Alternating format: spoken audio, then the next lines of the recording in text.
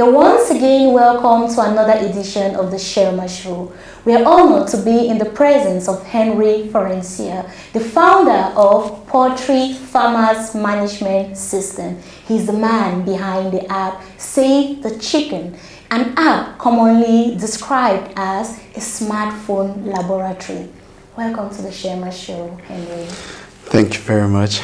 It's my pleasure to be here. Okay. You've been described as a social entrepreneur. So who is a social entrepreneur in your own words? In my own words, social entrepreneurship, or someone in social entrepreneur, it's someone who wants to make an impact in his community, unlike the capital gain.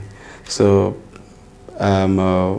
me, I'm trying to do my best in making sure that we can provide food for even the common man. So that's how I see myself as a social entrepreneur. Okay. So introduce me to Henry, maybe in secondary school.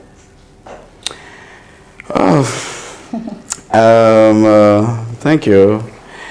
Henry, I grew up in Bukwango in Buea, where I did my primary school in Likoko, Membia.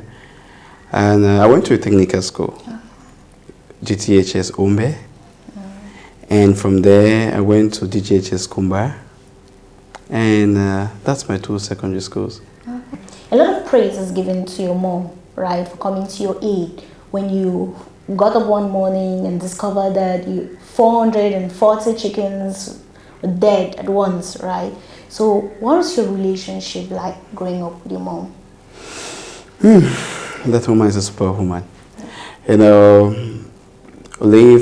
my parents, my mother is a peasant farmer and my father was a teacher. And so our life was always in the farm, and from the farm back to the house and school. And she's the one who really taught me more about how to be resilient.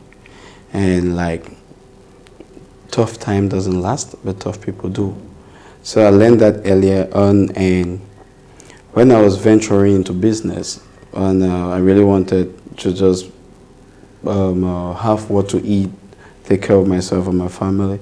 So I did not really bother about entrepreneurship on the start. So I was just like, this is how I have to make a living for myself, you know.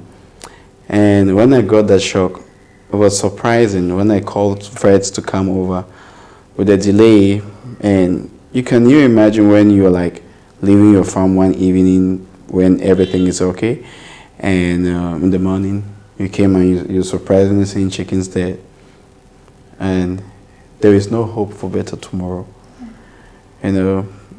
And after coming back to work, relocating to Douala, looking for a job, no job, you know, trying to like, you do whatever you can do just to make sure you can find the means to survive. And she calls you again. I was like, you know, the pride of every mom is like, I brought you into this world, I trained you through school, now you need to fund for yourself. And she's the one again to like help you to start up. So it's something that I really appreciate what she has done in my life, and our family in general.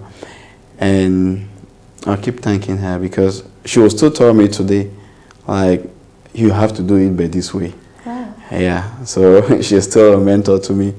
At times when things are really hard, I'll say, hey, you know what? I'm getting through all this kind of situation right now. So what do I do?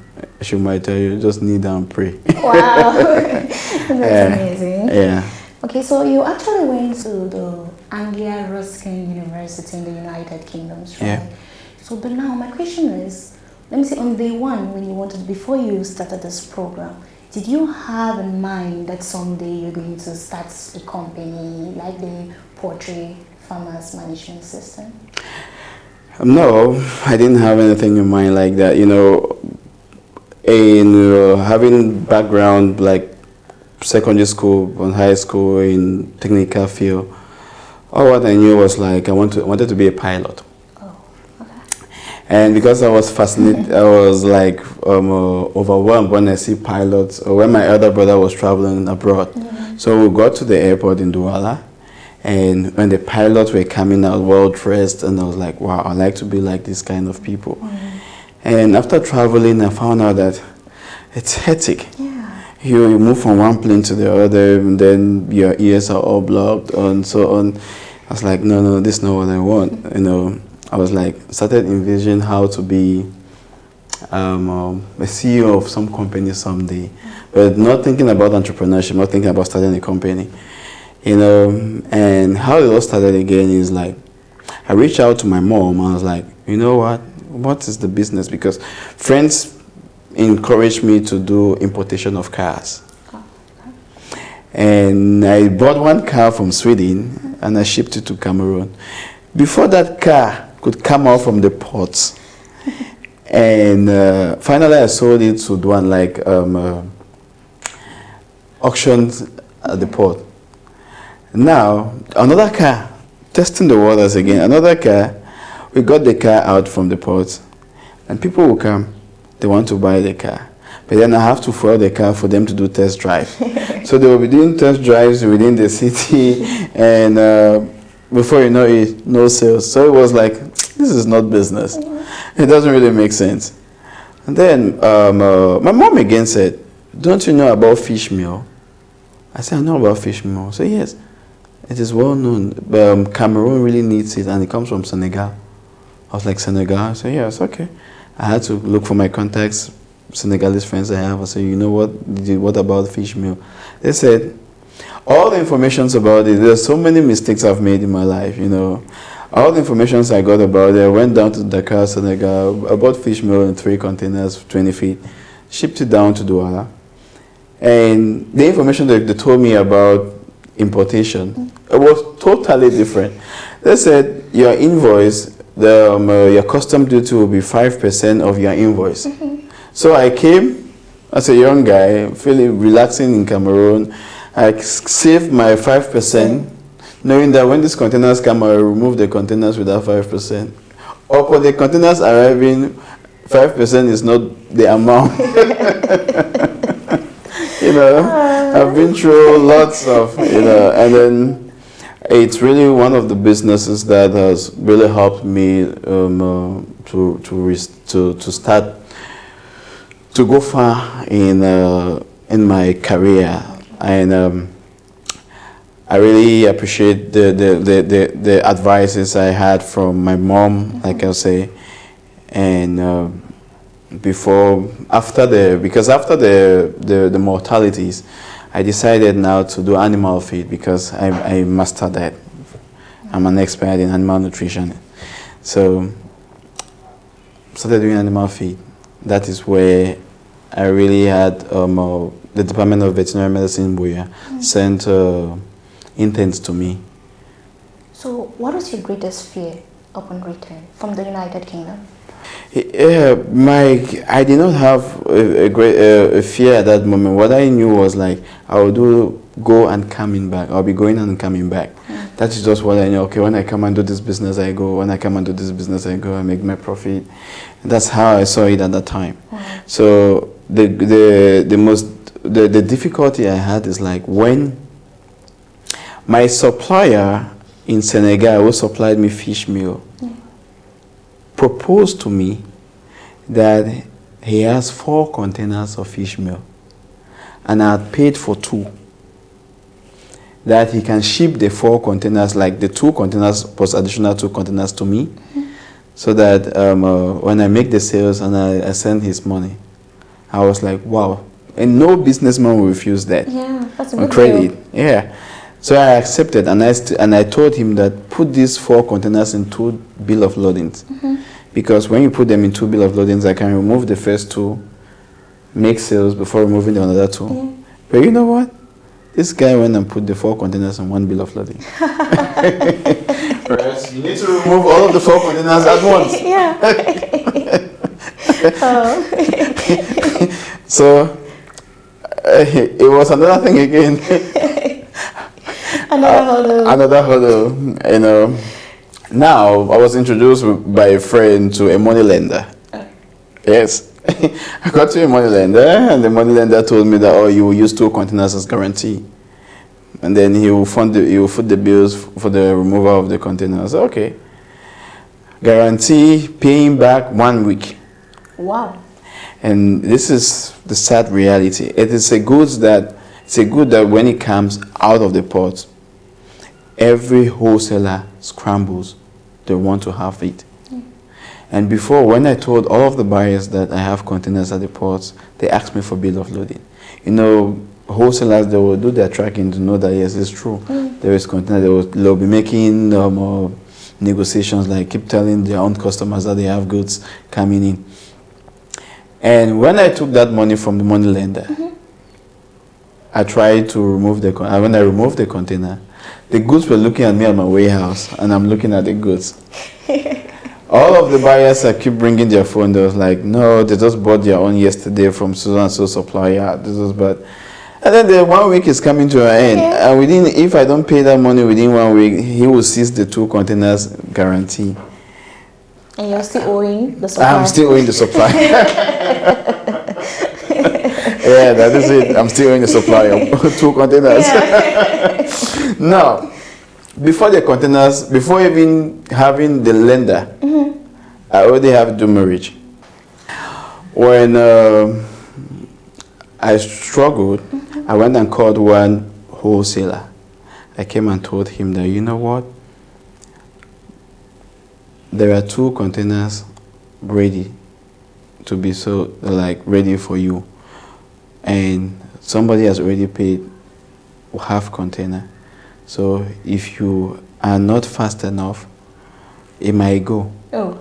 And I told him that instead of the price at that time was 11,500 francs per bag. And I say, for you, because you are my person, I'll give you for 10,500. And if you don't pay by tomorrow, sorry, we will not do business. And this guy did not pay the tomorrow. He did not pay. Even at that? He did not pay. He paid only after 2 days later. And when he paid, it was on that last day that I had to refund the money lender's money. Wow. And surprisingly, I took one of my friends, Yusuf, and one of my elder brothers, or other cousin.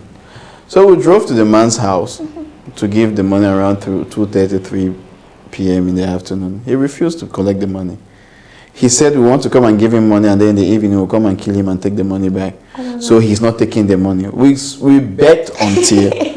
You're begging somebody to give him his money? To give him his money. We begged until when he collected that money,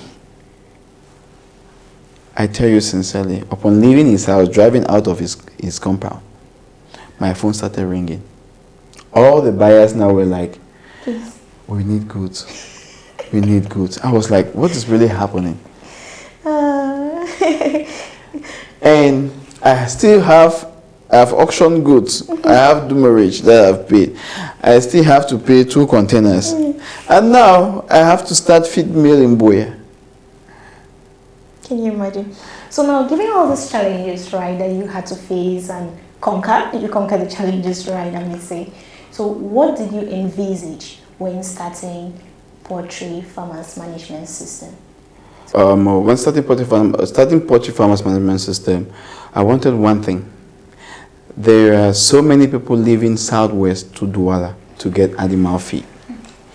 So there are so many people lacking, like knowledge-wise, in the business, in the poultry industry. There is lack of market for farmers' products. There are so many things. So farmers need to be certified, to be recognized. They are farmers. Everybody needs recognition. So that's the reason why I started Poultry Farmers Management System. And the one goal was start small. Start with animal feed. When you start with animal feed, you go to the next, gradually one after the other before you add.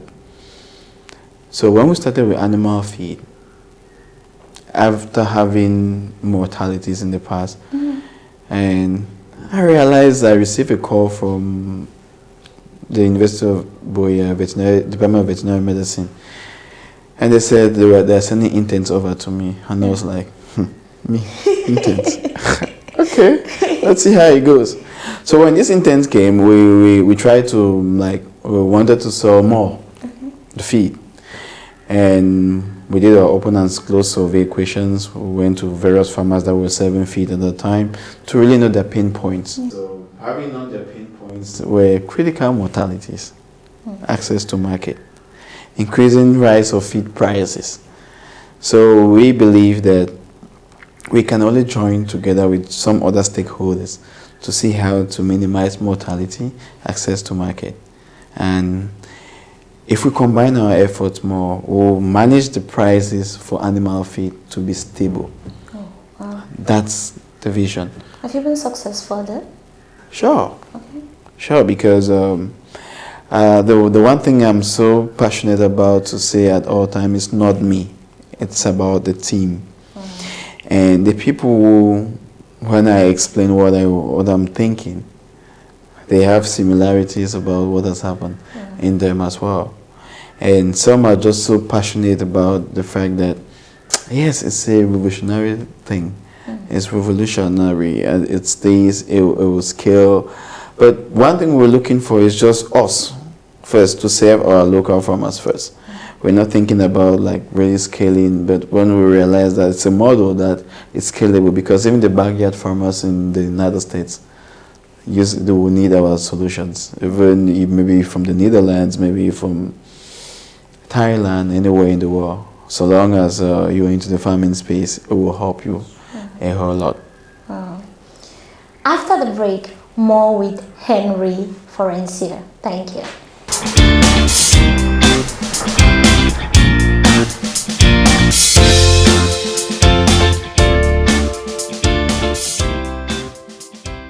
If you're just joining us today on the Shirlma Show, we are here with Henry Foretia, the founder of Poultry Farmers Management Systems. So Henry, you're passionate about assisting farmers, right? And one of the ways that you assist them is to ensure that they keep track records. So what kind of records do you encourage them to keep? And why is it important to keep this record? Our African context, or Cameroon context in particular, farmers are unbanked people. Majority of the farmers are unbanked people. So if they don't have track records on whatever they do in the businesses, it's difficult for whosoever to trust them. Trusting them in the sense that even if we know about grants and maybe companies that or NGOs that comes and say they want to help farmers, but they really want to see a track record of this farmer, what the farmer has been doing from time to time. So majority of the farmers, the peasant farmers, they work in their small farms, cultivating maize and others, and then they use the maize to provide that's a source of animal feed to their chickens. And they don't really account for it, like I use 50 kilograms of maize that I cultivated in my farm. And so it's just like, even if they are selling their chicken for maybe 2,000, 3,000, which is like, let me say $5, they find it like, whoa, we are making something, but they don't know that they have invested money in, or that the maize they cultivated is their capital, So we're trying to make sure that each farmer in the poultry industry is being accountable, like from your expenses to your sales. Oh. Yes, and like a profit and loss statement. Yes. That's it. Yeah, and that's what Save the Chicken is doing. We're trying to make sure that, because we realize that there is a lot of the knowledge is not being transferred to farmers, what to be done at all time. So we're doing this automation of a thing where it tells the farmer what to be done every day in their farm, so that they should not have the same fate that I had. So like, today is a day for vaccines and medication. This is how you give vaccines. This is how you give medication. This is the quantity of feed you need to give per chicken, and this is the expected weight gain per chicken. So the quantity of water this chicken has to drink per day. So we're trying to make sure that everything is in one platform, and farmers have everything to be accountable and to succeed, because it is easier for you to know exactly what awaits you in 5 days and you work on it. but it becomes difficult when you don't know and you're suddenly stuck. And like I thought that 5 bags of feed will last for maybe 10 days, and it's only lasting for maybe 3 days. So it becomes surprising, and it is not good for the poultry industry. So how do you achieve this? We achieve that by our normal survey. We keep we're like, you're like a farmer on our platform. You will need to approve that this is what you did for this day. You know, it goes with a questionnaire. You know that you know that today is the day that you need to give vaccines. You need to tick yes, I gave vaccines, and then it will give you a list of vaccines, so that you will tell us if you took a Gumboro vaccine or Newcastle disease vaccine or whatever vaccine you took. So, and it even goes to driving the traffic with the brand, like the kind of vaccine, like which pharmaceutical company produced the vaccine, so that we will know exactly why. Like we really have this data of which of the brands or the pharmaceutical companies are really in our space. Henry, you and the team developed this app commonly referred to as a smartphone laboratory called Save the Chicken app. Of what relevance is this app to the poultry world? Thank you very much. That's a very good one. Save the Chicken is a revolution for the poultry industry. Why? Because the first thing it will do for everyone. For the farmer can do a quick diagnosis of what is happening in your farm by taking a photo of the chicken feces or the chicken itself. And with the intelligence, the app will tell the farmer if the chickens are sick or not, and it will recommend what to be given to the chickens if they are sick, and even help you to connect to a veterinary doctor, so that the veterinary doctor can do a televet services to your telemedicine kind of. It will also help the farmer to have a batch management where the farmer will know all the data, will input all of the data, like from the production, the cost, in fact the balance sheet, so that this will help them at the end of their period to even go look for a loan from a microfinance or from a bank. It will help these farmers to book their chicks from chick producers. So you just command for chicks from chick producers, and from there you know exactly which day you need to have these chicks delivered to your farm. So your program will be as smooth as ABC. And when your chicks or your eggs are ready, or your chickens or eggs are ready, immediately you can just access the market, because we have loads of resellers and hotels always needing products from farmers. And let me tell you something, when you're buying from a farmer, you're not only empowering the farmer, but you're helping to fund the farmer's children's education as well. So I will encourage everybody to get into the platform when you want to order your chickens or your eggs. It's free for the users. It's free. Yes, for the consumers. Now, for the pharmaceuticals, like veterinary doctors, you will scale your practice to wherever, or to the least remote areas in the world. You might stay here and be a consulting a farmer in Senegal. You can stay here in Cameroon and you're consulting a farmer in South Africa. Even in the US, anywhere, like a veterinary doctor. And you will have the possibility to sell your products, to market your products to the farmers. If you are a retailer, like the middlemen or hotels or service traders and others, you will command whatever you want, like as chickens, on the same platform, and you have it delivered to you in real time, so that your business will go on well. Not like the old-fashioned way, or where you have to call a middleman to come, and before the person comes, maybe your program is not well matched and your customers complain about the delivery or maybe delivery of your services. So we're putting in consideration every detail that needs to be done to an effective, smooth ride. And for pharmaceutical companies that wants to know where to quickly deploy their products, the vaccines and medication, we can provide insight to tell you that maybe in Cameroon the most recurring disease is Newcastle disease. So we need this kind of vaccines that will help in fighting the Newcastle disease.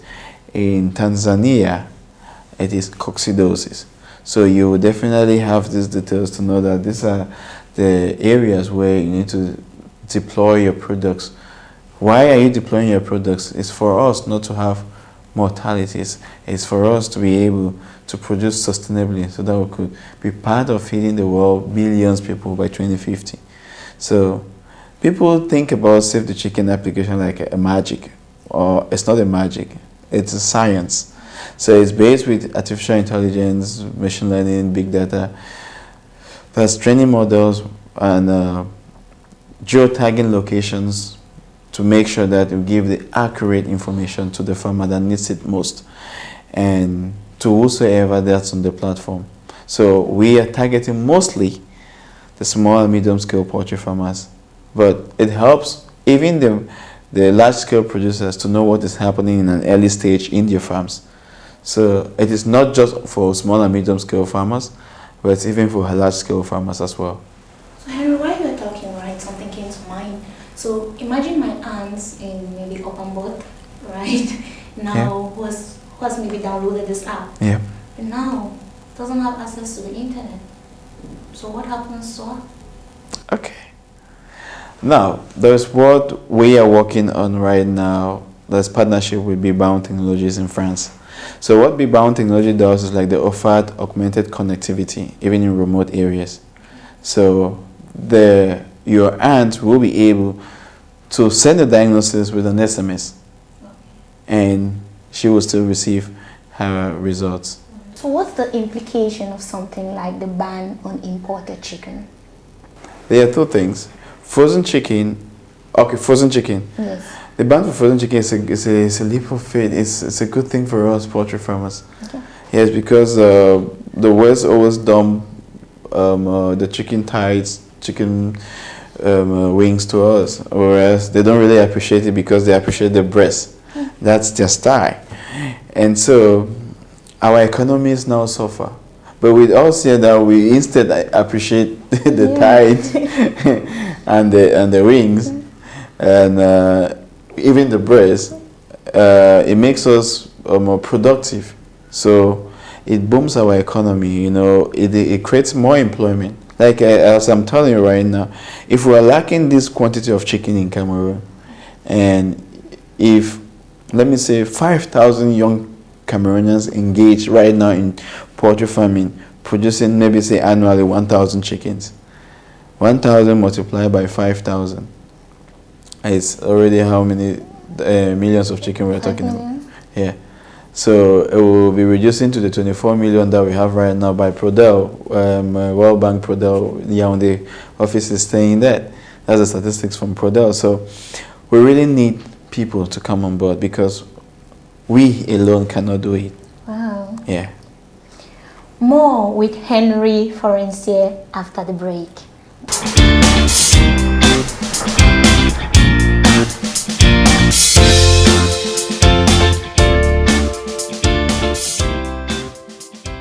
If you're just joining us today on the Shirlma Show, we are still here with Henry Foretia. Henry, any fun facts about chickens? I think a little fun about chicken is that it's everywhere in the world. Okay. Yes, even in an island that you think all the birds that flies in the sky will be there. There are also chickens, there are live chickens as well. So that's a reality. So I know it sometimes gets very tough for entrepreneurs. So where do you run to? At times I just run to those my twin girls. I'm like, Daddy has been so tired. What do you tell Daddy? The other one will say, let's go and get him water to drink. And the other one like, say, Daddy, you need to rest a little. Wow. You've been working so hard. But most of the times, I share with my wife. Wow. Yeah. And she always has one thing to tell me. It's like, listen, I know you will do it. Wow. And when it gets tougher, I call that lady. Mommy. Yes. I call her by her first name. I say, Emilia. I add Coco. Emilia Coco. So you know what? This is it. She was like, go down on your knees and pray. Wow. And so, but the one thing about it that when it's sort of, despite the fact that we as a team, we write so many standard operating procedures, how things should go, like from when the mail comes in or when we receive a new customer, how we should treat that customer, or when we're rushing towards deadlines or this and that, when things it's so difficult, or when we're trying to innovate or put some new things in the platform. You know, it's the dynamic of the team of different backgrounds, but they all are working together just to see the good. You will not find that, yes, boss, yes, this, yes, sir. No, you will not find that while working together. Everybody is on the first name. You know, at times it's always fun. So when it's tough, we'll like sit back and say, you know what?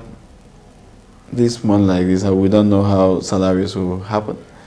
But we need to do it. You know, it's that motivation that I learned over time, and it really keeps us going. Yeah, but God is on our side, where we always make sure that we commit whatever we want to do into His hands. Like say, hey, lead us through. Wow, that's amazing. So maybe let's relax over some fun questions. Let's start. If you could use a time machine to go back in time to fix one thing, what will you do? I will fix time. You fix time. Yes. How will you fix time? Because at times, right now, it seems 24 hours is small for a day. Okay. So how many hours would you rather have? 36. 36, okay. Per day. Amazing. Okay. So what weird food combinations do you really enjoy? I enjoy okra soup mixed with arrow soup, curry or fufu. Interesting. What current trend makes no sense to you? How the plant-based products are fine over the internet. Okay. Yes, the plant-based products that are fine over some other startups in the West. You know, it's good for the West, but for Africa and Cameroon, I think we should be our natural, or we'll still be natural for some time to come. Henry, if people want to get to you, maybe to get some of your services, how can they get to you? Okay, they can reach us through email, Okay.